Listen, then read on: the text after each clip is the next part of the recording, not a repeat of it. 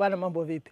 Leo nimekimbia kilomita 6 kwa pesi ya dakika 5 na sekunde 53. Hii ni pesi kubwa ambayo sikuwahi kuipata.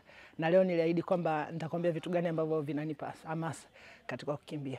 Kitu ambacho nimejifunza, kama unafanya mazoezi na huya track, basi ni lazima tu hautaweza kupata ile pesi unayoitaka au kupata ile momentum ambayo unaitaka. Kwa mfano, mwanzoni wakati naanza kukimbia, inawezekana nilikuwa nakimbia kilomita 1 au 2, lakini kwa sababu nilikuwa si track, kila nikijisikia kuchoka nilikuwa nasimama na kutokuendelea na mazoezi. Lakini kwa kutumia hizi hapa AirPod Pro pamoja na saa, na nikikimbia kila baada ya kilomita 1 au 2 inaniambia kwamba nimefikia umbali gani. Na pia baadaye baada ya kumaliza mazoezi inaniambia achievement ambayo nimeipata na kiwango ambacho nimetumia.